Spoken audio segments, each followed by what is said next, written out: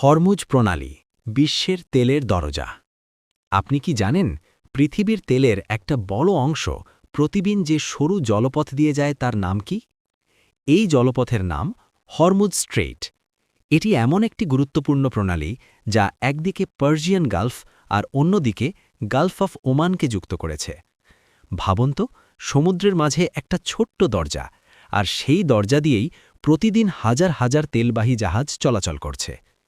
এই প্রণালী অবস্থিত ইরান ও ওমানের মাঝখানে। সবচেয়ে সরু অংশে এর প্রস্থ মাত্র প্রায় ৩৩ কিলোমিটার, কিন্তু ছোট হলেও এর গুরুত্ব বিশাল।